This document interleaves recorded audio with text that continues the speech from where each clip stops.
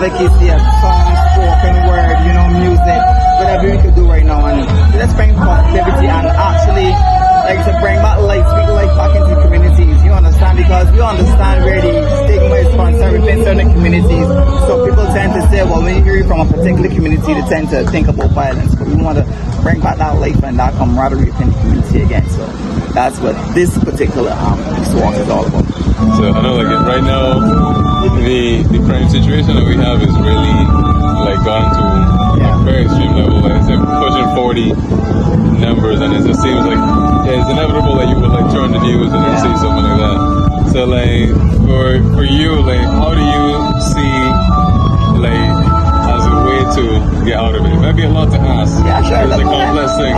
But what do you think is, like any advice that you would give to people out there, you know, kind of, like, susceptible to that call to jump to violence? Yeah. As you see today, they got the class with all these young people, you know, a lot of young people we lost along the way. And they really believe in terms of redirecting our energy into sports, it could be into music, it could be into the arts and stuff like that, spreading positive. They believe that we've been plagued with a lot of negativity in our music, and what we see on our phones, whether it's movies or whether it's be influencing the young people.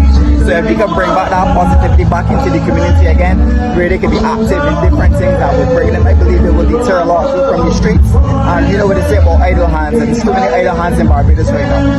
So when we speak to that, like, obviously, like, things that you to do. Yeah. But you can say, like, a lot of these things are done because it's, like, you know, like the language that people aren't being heard, and lashed out in no other way. What do you see as, like, government's responsibility of trying to, like, help ease and create, like, other avenues? Yes, there's no one situation fits all. It's a multifaceted problem. It must be approached in that way, but I do believe that mental health plays a major role. I believe that too many young people are suffering traumas right now, suffering a lot of pain and a lot of frustration, and saying these things bring you to unleash on people. You either implode or explode, and we're seeing it right now within our community. So I think in order for the governments and people in power to be able to help these young people is pay more attention to their mental health, give them an outlet where they can actually speak, not just preach or preach to them, but at least listen and be able to speak with them and hear what they play, hear what their struggles, you understand, and come down to their level a little bit.